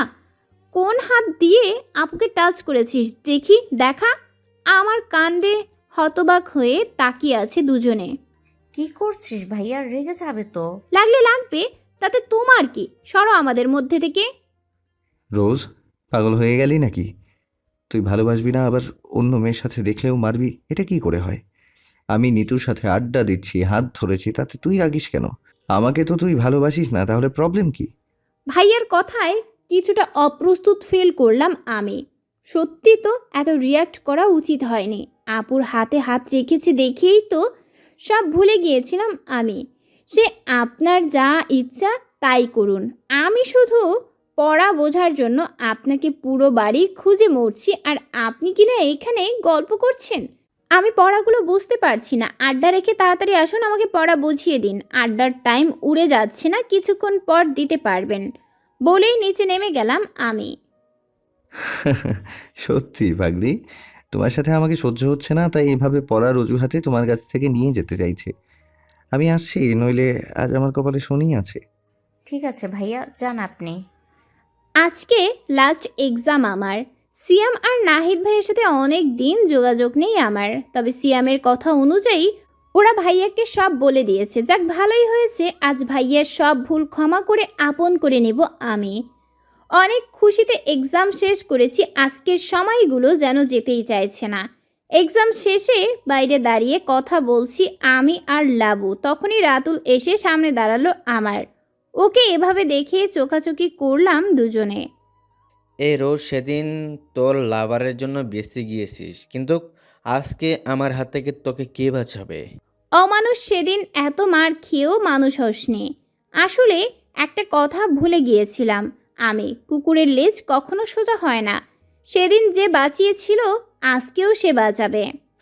তুই আমাকে মিন করে কথাটা বললি তো? দেখি আজকে তোকে কে বাঁচায়। তোর এমন হাল করব যে সমাজে মুখও দেখাতে পারবে না। এই রাতুল, ওর সাথে লাগছিস কেন? আমার জীবনটা নষ্ট করেও তোর স্বাদ মিটেনি, এখন ওর জীবনটাও নরকে পরিণত করতে চাইছিস? কাম অন ডার্লিং, তুমি কখনোই আমার গন্তব্যে ছিলে না। রোজের কাছে পৌঁছানোর একটা ধাপ ছিলিস মাত্র। ভেবেছিলাম তোর সাথে জোর করে মিশে রোজের সাথে সম্পর্ক ভালো করব, কিন্তু ওই রোজ তো আমাকে সহ্যই করতে পারে না। উপরত্ব সেদিন কি মারটাই না খাওয়ালো। আমি প্রথম থেকে রোজকে ভালোবাসি, আর ওকে পাওয়ার জন্য তোকে জাস্ট ইউজ করছিলাম মাত্র। তোকে ব্ল্যাকমেল করে হৃদের সাথে ব্রেকআপ করিয়েছিলাম যাতে তোকে দিয়ে রোজের কাছে পৌঁছাতে পারে, কিন্তু রোজ আমার সব কষ্ট পানি করে দিল। আজ তো তোকে ছাড়বো না রোজ, সব সুদে আসলে উসুল করে ছাড়বো। তার মানে তুই লাবুকে এতদিন ধরে ভয় দেখাচ্ছিলিস, তার জন্যই সবসময় ভয় ভয় থাকতো। আর লাবু রিতকে ভালোবাসে। লাবু রিত, কোন রিতকে ভালোবাসিস তুই? রোজ আজ তোকে সব বলবো আমি এখন। তুই চল এখান থেকে, নইলে খুব বড় কিছু ঘটে যাবে। সরি লাভ ডার্লিং, এখন তুমি যেতেই চাইলে যেতে পারিস, কিন্তু রোজকে তো ছাড়াছাড়ি। আজকে ওকে আমার বড্ড প্রয়োজন। আজ ওকে আমার ভালোবাসা রঙে রঙিয়ে দেব, আমি যে রং আর কোনোদিনও মুছতে পারবো না। সেই আশা তোর কোনোদিনও পূরণ হবে না। রোদ ভাইয়া থাকতে তুই আমার কোনো ক্ষতি করতে পারবি না। দূরে থাক, আমাকে টাচও করতে পারবি না। ওকে, তাহলে দেখা যাক তোর হিরো তোকে বাঁচাতে আসে কিনা। বলেই আমার দিকে এগুতে লাগলো রাতুল। ওকে এভাবে এগুতে দেখে হাত পা কাঁপছে আমার। ভাইয়া তুই কোথায়? তোর বুচি খুব বড় বিপদে আছে, তাড়াতাড়ি আয় প্লিজ। লাবুর হাত শক্ত করে দাঁড়িয়ে আছি আমি। এতক্ষণে রাতুলের কয়েকটা বখাটে ফ্রেন্ডও এসে হাজির হয়ে গেছে। সবাই একসাথে হাসছে আর আমাদের দিকে এগোচ্ছে। লাবু আর আমি দুজনে অসহায় দৃষ্টিতে তাকিয়ে আছি। আজ এত বড় বিপদে আছি আমি, আর আজই ভাইয়ার লেট হচ্ছে। যে 24 ঘন্টা আমাকে আগলে রাখে, আমার সাথে থাকে, আর আজ তাকে আমার সব থেকে বেশি প্রয়োজন, অথচ সে নেই আজ। মাথায় হঠাৎ একটা বুদ্ধি এলো। লাবুর হাত শক্ত করে ধরে দৌড় লাগলাম দুজনেই। যদি শেষ রক্ষা হয়। দৌড়াতে দৌড়াতে কিছু দূর গিয়ে কিছু একটার সাথে পা লেগে হুমড়ি খেয়ে পড়লাম আমরা। পাথরে মাথা লাগায় ফেটে রক্ত বের হচ্ছে, কিন্তু এটা এখন আমার কাছে ব্যাপার না। আগে এই দানবটার হাত থেকে নিজেকে বাঁচাতে হবে। রাতুল আর তার সহযোগীরা চারদিক থেকে ঘিরে ফেলেছে আমাদের। দুজনে উঠে দাঁড়াতেই রাতুল আমার দিকে এগিয়ে আমার ওড়না ধরতে যাবে, তখনই কেউ ওর হাত আটকে দিল। হাতকে লক্ষ্য করে হাত বাড়িয়ে দেওয়া লোকটার দিকে তাকালাম আমি। তাকে দেখেই অজান্তে ঠোঁটের কোণে এক চিলতে হাসি ফুটে উঠল আমার। এতক্ষণে দেহে প্রাণ ফিরে পেলাম আমরা। এই লোকটা থাকলে আমার আর চিন্তা কি। এখন এই রাতুল আর ওর পোষা শয়তানগুলো কিছুই করতে পারবে না আমার, কারণ আমি জানি যাই হয়ে যাক না কেন আমার কোনো ক্ষতি কেউ করতে পারবে না। ভাইয়া তুই এসেছিস? যা ওপাশে গিয়ে দুজনে দাঁড়া, এই রাতুলের বাচ্চাকে আমি দেখে নিচ্ছি। রাতুলের হাত মোচড় দিয়ে বলে উঠল ভাইয়া। সেদিন এত মারলাম তবুও রোজের পিছু ছাড়িসনি। আজকে এতখানি জায়গা দৌড়াতে দৌড়াতে নিয়ে এসে ওর কপাল থেকে রক্ত ছড়িয়েছিস। অকৃতজ্ঞ মানুষ যে তোকে আমার হাত থেকে বাঁচালো, আর আজ তারই রক্ত ছড়ালি। সেদিন রোজের কথায় তোকে ছেড়ে দিয়েছিলাম, কিন্তু আজ বাঁচবি না। কাপুরুষের বাচ্চা, আবারও আমার রোজকে টাচ করার সাহস দেখিয়েছিস। আজকে তোর এই হাতটাই অবশিষ্ট রাখবো না আমি। তখন রোজ কেন, কোনো মেয়ের গায়ে হাত দেওয়ার সাহস পাবি না আর। তোকে সেদিন ওয়ার্নিং দিয়েছিলাম, কিন্তু তুই শুনলি না। এবার দেখ তোর কি হাল করি আমি। রাতুল নিজের হাত ছাড়ানোর জন্য ছোটাছুটি করছে, কিন্তু পারছে না। অন্যদিকে এতগুলো ছেলেকে একসাথে দেখে ভয় পেয়ে গেলাম আমি। ওরা সবাই মিলে যদি ভাইয়ার কোনো ক্ষতি করে, তাহলে ব্যাগ থেকে ফোন বের করে নাহিদ ভাইয়াকে কল দিলাম আমি। ওনাকে সবটা বলার আগেই এক্ষুনি আসছি বলে ফোন কেটে দিলেন উনি। রাতুলের পোষা প্রাণীগুলো ভাইয়াকে ধরে রাতুলের কাছে ওর কাছ থেকে ছাড়িয়ে নিল। 4-5 জন ছেলে মিলে ভাইয়াকে আটকাচ্ছে, কিন্তু পারছে না। সবগুলোকে মেরে তক্তা বানিয়ে ছাড়ছে ভাইয়া। এরই মধ্যে নাহিদ আর সিয়াম ভাইয়াও চলে এসেছে। এবার রাতুলের পালা। রাতুলকে ধরে বেদরাম পিটাচ্ছে ভাইয়া। আজকে রাতুলের এই অবস্থা দেখে একটুও খারাপ লাগছে না আমার, বরং ভালোই লাগছে। এরকম জঘন্য লোককে মেরে ফেলাই উচিত। আজ যদি ভাইয়া ঠিক সময় না আসতো, তাহলে কি হতো আমার? এই শয়তানটা আমার জীবন শেষ করে দিত। ফোনটা বারবার বেজেই চলেছে, কিন্তু রিসিভ করার ইচ্ছা হচ্ছে না আমার। তবুও একরাশ বিরক্তি নিয়ে ফোন হাতে নিলাম আমি। ফোন কানে নিতেই দেখলাম ভাইয়া রাতুলকে মারতে ব্যস্ত। এমন সময় একটা ছেলে এসে পেছন থেকে ভাইয়াকে একটা লাঠি দিয়ে বাড়ি দিল। আমি ফোন কানে রেখেই ভাইয়া বলে চিৎকার দিয়ে উঠলাম। ফোনের ওপাশে লাবিব ভাইয়ার গলা শুনতে পাচ্ছি। পিচ্ছি কি হয়েছে? রোদ ঠিক আছে তো? কি হলো, কথা বলছো না কেন? কথা বলো। Oh shit. ভাইয়া রোদ ভাইয়াকে। কাঁদিস না, বল রোদে কি তখনই হয়েছে? কান থেকে ফোনটা লাবু কেড়ে নিয়ে ভাইয়াকে সবটা খুলে বলল। ভারী কিছু দিয়ে পেছন থেকে আঘাত করায় সাথে সাথে রোদ ভাইয়ার মাথা ঘুরে গেল। দ্রুত রাতুল উঠে দাঁড়িয়ে চুরি নিয়ে এগিয়ে গেল ভাইয়ার দিকে। আমি ভাইয়া বলে চিৎকার করছি কিন্তু শুনছে না। কয়েক সেকেন্ড ব্যবধানে কি হয়ে গেল বুঝতে পারলাম না। আমি পাথরের মতো দাঁড়িয়ে আছি। এখন কথা বলার শক্তিও পাচ্ছি না। মনে হচ্ছে বোবায় পরিণত হয়েছি। হাঁটু ভাঁজ করে বসে অঝরে কাঁদছি আমি। এখন নিজেই মধ্যে নেই, চারপাশে কি ঘটছে কিছুই বুঝতে পারছি না। তখনই লাবুর কথাগুলো কানে এলো আমার। রোজ, এই রোজ, তুই এভাবে বসে আছিস কেন? ভাইয়ের কাছে যা, ওকে হসপিটালে নিয়ে যেতে হবে। আমার কথায় কোনো রেসপন্স করলো না ও। কাঁধ ধরে ঝাঁকিয়ে আবারও এক কথাই বলছি আমি। এবার আমার দিকে ঘুরে তাকিয়ে দৌড় লাগালো ভাইয়ের কাছে। মাটিতে পড়ে আছে রোদ। একটু আগে রাতুল রোদের পেটে ছুরি বসিয়েছে, আর সেটা দেখেই পাথরের মূর্তির ন্যায় বসেছিল রোদ। নাহিদ আর সিয়াম একটু দূরে রাতুলের সহযোগীদের পেটাচ্ছিল, বিদায় কেউ কিছু করতে পারেনি। রোদর মাথা ঘুরছিল, যে কারণে সামনে কি হচ্ছে বুঝতে পারছে না সে। এতক্ষণে স্থানীয় কিছু লোক এসে জড়ো হয়ে গিয়েছে। পুলিশকে কল দেওয়া হয়েছে, কিছুক্ষণের মধ্যেই চলে আসবে। সবাই মিলে রাতুলকে পিটিয়ে ধরে রেখেছে পুলিশে সমর্পণ করবে বলে, আর ওর সহযোগী কয়েকজন পালিয়ে গেছে। দৌড়ে গিয়ে রোদের পাশে বসলো রোদ। রোদের মাথায় নিজের কোলে রেখে ক্রমাগত ডেকেই চলেছে। আধো আধো চোখে তাকাচ্ছে রোদ। সিয়াম আর নাহিদ অ্যাম্বুলেন্সে কল দিয়েছে, এক্ষুনি চলে আসবে। ওরা রোদের পাশে বসে আছে। ভাইয়া, এই ভাইয়া ওঠ না। কি হয়েছে তোর? এভাবে শুয়ে আছিস কেন? তোকে এরকম চুপচাপ একদম মানায় না। ওঠ না, আমাকে বকাবকি করবি না। এই ভাইয়া, তুই শুনতে পাচ্ছিস না? তোকে শুনতেই হবে আমার বক বক। শুনে সব সময়ের মতো আজকে অতিষ্ঠ হয়ে আমাকে বকাঝকা করতেই হবে তোকে। এই ওঠ না প্লিজ, আমি তোর সব কথা শুনবো। কখনো তোর কথার অবাধ্য হব না। তুই যা বলবি তাই বলবো। শুধু একটাবার উঠে দাঁড়া না প্লিজ। আমার সাথে রাগ করে থাকিস না। আধো আধো চোখে রোজের দিকে তাকিয়ে মুচকি হাসছে রোদ। চোখ থেকে পানি ঝরছে, কথা বলতেও কষ্ট হচ্ছে। এই বুঝি, এভাবে কাঁদছিস কেন? একদম কাঁদবি না। তুই এভাবে কাঁদলে আমার খুব কষ্ট হয়, তা কি তুই বুঝতে পারিস না? নিজেকে সামলা। তুই এভাবে ভেঙে পড়লে মম ড্যাডকে খেয়ে দেখবে। তুই তো ওদের শক্তি। আর আমি আমি চলে। একদম বাজে কথা বলবি না। তোর কিচ্ছু হবে না। আগের মতো ঠিক হয়ে যাবি। তোর কিচ্ছু হলে আমি নিজেকে শেষ করে দিব। তোকে ছাড়া থাকতে পারবো না আমি। প্লিজ ভাইয়া, এভাবে রাগ করে আমাকে ছেড়ে যাস না। থাকতে পারবো না আমি। প্লিজ আর কাঁদিস না। আমি জানি রোজ, তোর সাথে অনেক খারাপ ব্যবহার করেছি আমি, কষ্ট দিয়েছি, অপমান করেছি, কিন্তু কখনো তোর মন বোঝার চেষ্টা করিনি। তুই শুধু একতরফা আমাকে ভালোবেসে গেছিস, কিন্তু সে সময় আমি তোর অনুভূতিকে বুঝতে পারিনি। তোকে বারবার অপমান করে তাড়িয়ে দিয়েছি। তুই বলেছিলিস একদিন তোর ভালোবাসা পাওয়ার জন্য পাগলামি করব। তখন তুই আমাকে ভালোবাসবি না।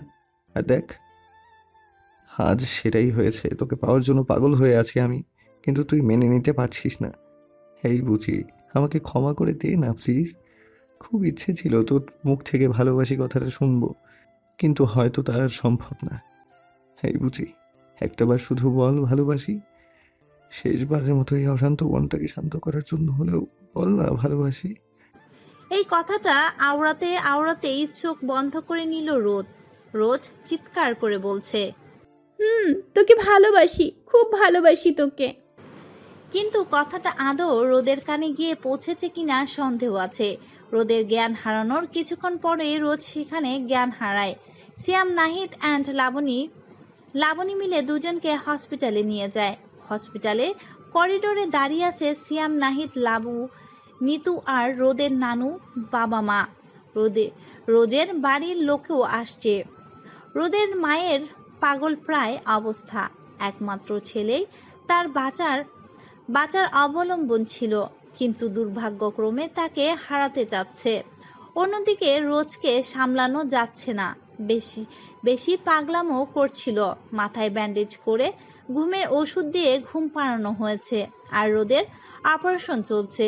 অপারেশন রুমের লাইট নিভতেই সবাই ডক্টর বেরোনোর অপেক্ষায় আছে। ডক্টর বেরিয়ে কোনো সুখবর দিতে পারল না। 4 ঘন্টা পর আবারও জেগে উঠল রোজ। এখন আর ওকে সামলানো যাচ্ছে না। একজন মানুষকে জোর করে কতক্ষণ আর ঘুম পাড়িয়ে রাখা যায়? তাই জেগেই রোদের কেবিনের সামনে দাঁড়িয়ে আছে। ভিতরে যাওয়ার জন্য প্রচণ্ড ছটফট করছে। লাবু রোজকে মা বাবা কেউ সামলাতে পারছে না ওকে। তখন হঠাৎ পেছনে কারো গলায় পেয়ে শান্ত হয়ে দাঁড়ালো রোজ। হ্যাঁ পেয়েছি, কি করছো? এরকম পাগলামি করে না। লাবিব ভাইয়াকে দেখে দৌড়ে ভাইয়াকে জড়িয়ে ধরলাম আমি। ভাইয়া কি করে আসলো এগুলো জানার কোনো ইচ্ছে নেই আমার। ও ভাইয়া জানেন আপনি, রোদ ভাইয়া আমার উপর খুব রাগ করেছে। দেখুন না, কখন থেকে ওই রুমটাই শুয়ে আছে। কখন থেকে ডাকছি কিন্তু এখনও বের হয়নি। ও ভাইয়া, আপনি একবার বলুন না, আমি আর কোনো দুষ্টুমি করব না। ওর সব কথা মেনে চলবো, কোনো কথার অবাধ্য হব না। তবুও বলো না আমার সাথে কথা বলতে। আপনি জানেন ওর সাথে কথা না বললে থাকতে পারি না, খুব কষ্ট হয়। ও ভাইয়া, আপনি বলবেন না ওকে? আমি জানি আপনি একবার বললে আপনার কথা ফেলতে পারবে না। ও ভাইয়া বলুন না ওকে ফিরে আসতে আমার কাছে। আমার আর কিচ্ছু চাই না, শুধু ওকে ফিরিয়ে দাও বলে হু হু করে কাঁদছি আমি। ভাইয়াও নীরবে কাঁদছে, সাথে এখানে উপস্থিত সবাই। এই পিচ্ছি, এমন করিস না। ভাই আছে তো, সব ঠিক হয়ে যাবে। ভাইয়ের উপর ভরসা আছে না? আমি মাথা নাড়িয়ে বললাম। তাহলে চিন্তা কিসের, সব আগের মতো হয়ে যাবে। রোদকে ফিরতেই হবে, তোর কাছে না ফিরতে পারবেই না। পাগলি তোকে ছেড়ে কোথায় যাবে ও? যতই রাগ করুক তবুও তোর কাছেই ফিরতে হবে। তুই যে ওর নিঃশ্বাসে মিশে আছিস। এবার একটু শান্ত হয়ে বস প্লিজ। ভাইয়া এসে গেছে, এখন আর ভয় পাস না। কিন্তু রোদ ভাইয়া এখনো উঠছে না কেন? কিছুক্ষণ পর ঠিক উঠবে, দেখবি তোকে কাঁদিয়ে কোথাও যাবে না ও। আচ্ছা, তোর বান্ধবীর সাথে পরিচয় করাবি আমায়? এতক্ষণ ধরে লাবিব আর রোজের দিকে এক দৃষ্টিতে তাকিয়েছিল লাবু। আজকে নিজের চোখকেও বিশ্বাস করতে পারছে না। এতদিন রোজের কাছে শুধু লাবিবের গল্প শুনেছে, কখনো চোখে দেখেনি। কিন্তু আজকে সেই মানুষটা ওর সামনে দাঁড়িয়ে আছে। সবকিছু কেমন অবিশ্বাস্য লাগছে, যেন কোনো গোলকধাঁধায় আটকে আছি আমি। ভাইয়া আমি বলছি, ও লাবিবার রোজের বেস্ট ফ্রেন্ড, আর ওর লাভারই রোদের উপরে অ্যাটাক করেছে। আর লাবিবা উনি রিত চৌধুরী ওরফে লাবিব, সমাজের রিত নামে প্রতিষ্ঠিত বিজনেসম্যান হলেও আমাদের কাছে লাবিব ভাইয়া। Hello miss Labiba. এরকম সিচুয়েশনে লাবিবা কি বলা উচিত বুঝতে পারছে না ও। হৃদয় রোজের লাবিব ভাইয়া, আর আমার হৃদয় লাবিব। রোদের বেডের সামনে বসে আছে রোজ। রোদকে দেখার জন্য অতিরিক্ত পাগলামো শুরু করেছিল, সামলানো অসম্ভব হয়ে উঠেছিল। হসপিটালে ভাঙচুর পর্যন্ত শুরু করে দিয়েছিল। এমনিতেও মাথার ব্যান্ডেজে খুলে ফেলতে চাচ্ছিল। তাই লাবিব বাধ্য হয়ে ওকে নিয়ে রোদের কেবিনে ঢুকেছে। রোজকে কেবিন দিয়ে বাইরে চলে গেল লাবিব। অনেক আকুতি মিনতি করে ডক্টরের কাছ থেকে মাত্র 5 মিনিটের জন্য পারমিশন নিয়েছে লাবিব। 5 মিনিট পর রোদের কেবিন থেকে বেরিয়ে যেতে হবে ওকে। হসপিটালের করিডোরে বসে আছে লাবিব। সবাইকে বাসায় পাঠিয়ে দিয়ে সব ছেলেদের নিয়ে রোজকে নিয়ে হসপিটালে আছে ও। মাথায় তার শত শত চিন্তা ঘোরপাক খাচ্ছে। রাতুল রোজের সাথে এমন করতে যাচ্ছিল কেন? ও তো রোজকে নয়, অন্য কাউকে ভালোবাসে। তাহলে হঠাৎ করে রোজের উপর অ্যাটাক করলো কেন? আর রোদকেই বা মারলো কেন? নাহিদ সিয়ামদের কাছ থেকে যতটা জেনেছে তাতে এটা ক্লিয়ার, ওরা রোদের ক্ষতি করতে চাইছিল। আর সেখানে রোদ বাঁধা হয়ে দাঁড়ালে ওকে আঘাত করে, কিন্তু অ্যাটাক করলে তো লাবিবাকে করা উচিত ছিল। কিছুতেই অঙ্ক মিলাতে পারছি না। এখন যদি রোদের কিছু হয়ে যায় তো ওই পিচ্চিটাকে কি করে বাঁচাবো আমি? রোদের শোকে আমার পিচ্চিটাও যে মরে যাবে না, এটা কিছুতেই হতে দেওয়া যাবে না। আজ পর্যন্ত শুধু আপনজনের হারাতেই হয়েছে আমাকে। এই পিচ্চিকে পেয়ে সবটা ঠিক করতে চেয়েছিলাম, কিন্তু আজ এটাও হারতে বসেছি আমি। নিজের মা, ভালোবাসার কাউকে বেঁধে রাখতে পারিনি, শুধু হার বরণ করে গেছি। কিন্তু না, এবার আমি হারবো না। রোদ আর পিচ্চিকে বাঁচাবো আমি, অ্যাট অ্যানি কস্ট। কপালে হাজারো চিন্তার ভাঁজ নিয়ে বসে আছি। তখনই ঘাড়ে কারো হাত পড়তেই চমকে উঠলাম। পেছনের মানুষের দিকে তাকিয়ে অবাকের চরম পর্যায়ে পৌঁছলাম আমি। রোদের দিকে এক দৃষ্টিতে তাকিয়ে আছে রোজ, চোখের পলক পড়ছে না। বারবার মাথায় হাত বুলাচ্ছে আর চোখের জল বিসর্জন দিচ্ছে। কিন্তু আজ রোদের কোনো সাড়া নেই, কেমন প্রাণহীনভাবে পড়ে আছে। একবারও চোখ মেলে তাকাচ্ছে না আমার দিকে। এটাও কি হওয়ার ছিল? আমার রোদ ভাইয়া আমার দিকে না তাকিয়ে চুপচাপ শুয়ে আছে? না, এটা কিছুতেই মানতে পারছি না আমি।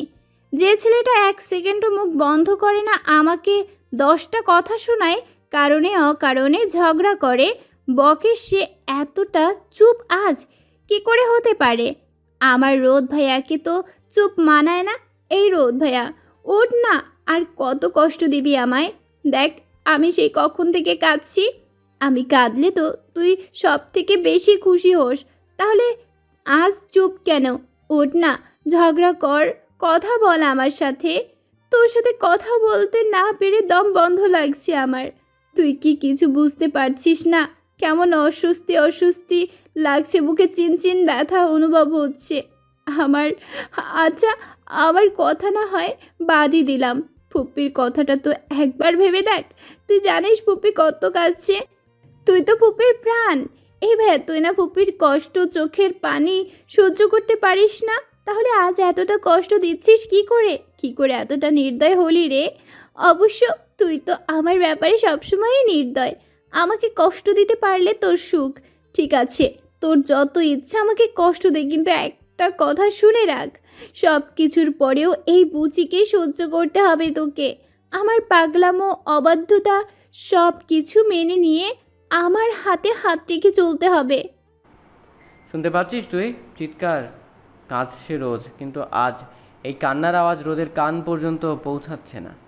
যদি রোজের চিৎকারগুলোর কান অবধি পৌঁছাতো, তাহলে আবারও শুরু হয়ে যেত ওদের দুষ্টু মিষ্টি ঝগড়া। পেছনে ফিরে লাবিবাকে দেখে অবাক হলো লাবিব। লাবিবার হাত এক ঝটকায় সরিয়ে নিল। তুমি এখানে? তোমার বয়ফ্রেন্ড দিয়ে একটা ছেলেকে পিটিয়ে লাশ বানিয়ে আমার পিচ্চিটাকে পাগল বানিয়েও শান্তি হয়নি তোমার? আর কি চাও এবার রোজকেও শেষ করতে? তাহলে তাই করো, কারণ ওই যে ছেলে বেডে শুয়ে আছে, ও যদি পৃথিবীতে না থাকে তাহলে রোজও থাকবে না। কষ্ট পেতে পেতে দুঃখে দুঃখে মরবে।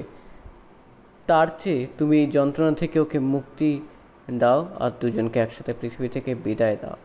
ভেবো না এটা করলে আমি অবাক হব।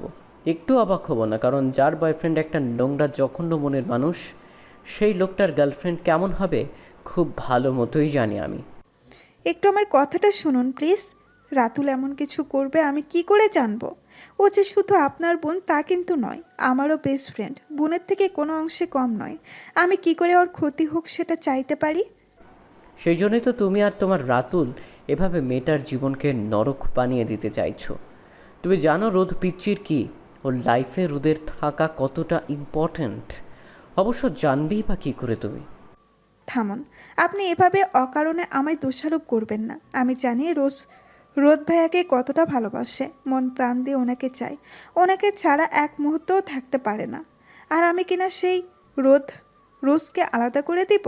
যতটা খারাপ ভাবছেন ততটা খারাপ কিন্তু আমি নই। আমি জানি ভালোবাসা কি। Why, that's great. তুমি ভালোবাসা কি জানো বুঝো, এটাই অনেক। তোমার লাভার জেলে আর তুমি এখনও তোমার শত্রুপক্ষের কাছে বসে আছো। এখানে তোমার থাকার কোনো প্রয়োজন নেই। তুমি বরং রাতুলের কাছে যাও, ওকে জেল থেকে কিভাবে বাইরে বের করবে সেই চিন্তা করো।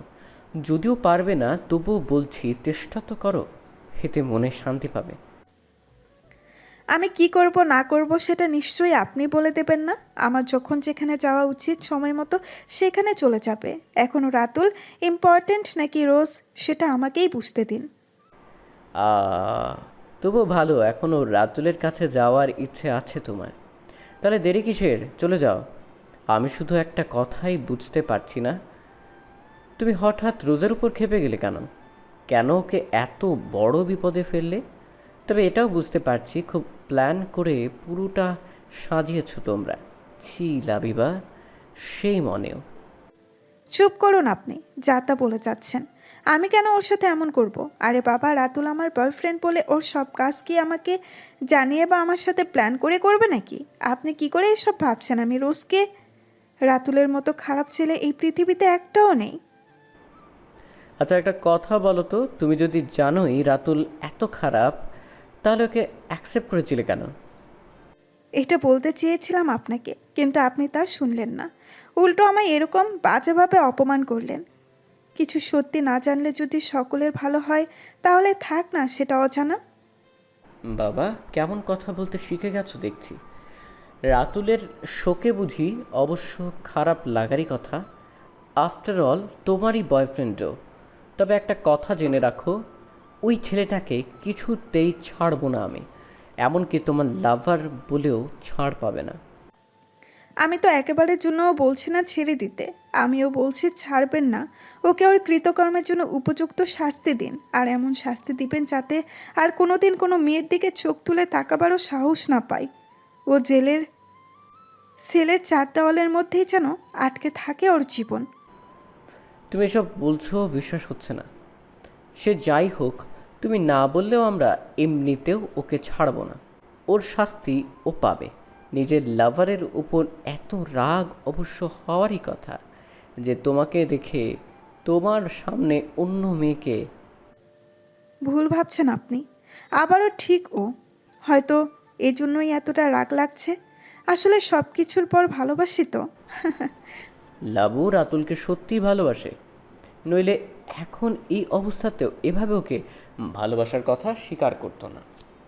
তোমার মুখে কথাটা শুনে কষ্টে ভিতরটা ফেটে যাচ্ছে। কি কমতি ছিল আমার যার জন্য তুমি আমাকে না পছন্দ করলে?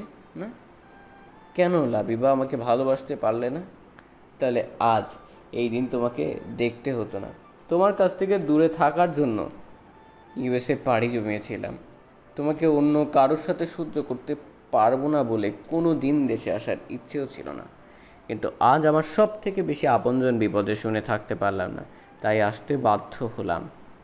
ফোনের ওপাশ থেকে তোমার গলা চিনতে ভুল হয়নি আমার, কিন্তু তোমার হয়েছে। আসলে আমি তোমাকে ভালোবাসি, সেজন্য এভাবে ফিল করতে পারো না। তোমার কাছ থেকে পালিয়ে গিয়েছিলাম, কিন্তু আমি না চাইতেও ভাগ্য আজ আবারও আমাকে তোমার সামনে দাঁড় করিয়েছে। কি এত ভাবছেন? কথা বলছেন না যে? আচ্ছা, সেই দিনের পর আপনি কোথায় চলে গিয়েছিলেন? কেন আমাকে খুঁজছিলে নাকি? না না, আ- আ- আ- আমতা আমতা করে আসলে সেদিনের পর থেকে একটা বিজনেস কাজের জন্য ইউএসএ যেতে হয়েছিল আমাকে। ওখানে আরও বেশ কয়েকদিন থাকার কথা ছিল, কিন্তু ফোনে রোজের খবরটা পেয়ে আর থাকতে পারিনি, সাথে সাথে চলে এসেছি। তার মানে তখন রোজকে আপনি কল দিয়েছিলেন? তোমাকে একদিন বলেছিলাম না আমার একটা কিউট সিস্টার আছে। সে কে জানো? সেটা হলো রোজ, ওই পাগলি পিচ্চি মেয়েটা। আচ্ছা যাই হোক, খবরটা পৌঁছে দেওয়ার জন্য ধন্যবাদ। এখন আসছি। রোদের কেবিন থেকে নিয়ে আসতে হবে। এখনও কিছু খায়নি। এভাবে থাকলে ও আরও অসুস্থ হয়ে পড়বে। যান। তুমি কি? থাকছি, যাব না। ভাইয়ের জ্ঞান না ফেরা পর্যন্ত রোজের সাথে এখানেই থাকছি। প্রয়োজন ছিল না, আমি তো আছি এর সাথে। তাছাড়া সিয়াম নাহিদ রিজু আছে, চলে চল। আমার যাওয়া হলে এমনিই চলে যাব, আপনাকে তাড়িয়ে দিতে হবে না। Okay fine, as your wish. আসছি। রোদের পাশে বসে কেঁদেই যাচ্ছে রোজ, আর রোদকে 10টা কথা শোনাচ্ছে, কিন্তু রোদ শুনছে না। এই ভাইয়া, আর কতক্ষণ কাঁদবো? এবার চোখ খুলে তাকা না। দেখ, আমার চোখ মুখ ফুলে লাল হয়ে গিয়েছে। জানিস, সেই সকাল থেকে এখনো কিছু খাইনি। তুই তো জানিস খিদে সহ্য করতে পারি না আমি। আর দেখ, সারা দিন খাইনি। ও উঠবি না তো? আমি একটু কষ্ট দিয়েছি বলে আমাকে কষ্টটা এতটা দিচ্ছিস? তো দিস ইজ নট ফেয়ার ভাইয়া। এই পেয়েছি, তুমি এখনো কাঁদছো? রোদ শুনলে কিন্তু খুব রাগ করবে। চলো, 5 মিনিট হয়ে গেছে, আমরা এবার যাই, সকালে আবার আসবো, কেমন? রোজকে বুঝিয়ে রোদের কেবিন থেকে বেরিয়ে গেল লাবিব, কিন্তু খাওয়াতে পারছে না। লাবিবা, নাহিদ, শিয়াম, রিজু সবাই ব্যর্থ। লাবিবাও কিছুতেই খেতে রাজি করাতে পারছে না। বাধ্য হয়ে ইমোশনাল ড্রামা করে কিছুটা খাইয়েছে। 24 ঘন্টা পার হওয়ার আগেই পরের দিন সকালে হন্তদন্ত হয়ে রোদের কেবিন থেকে বেরিয়ে এলেন ডক্টর। ডক্টরের এমন কথায় অবাক সবাই, কারো মুখে কোনো কথা নেই।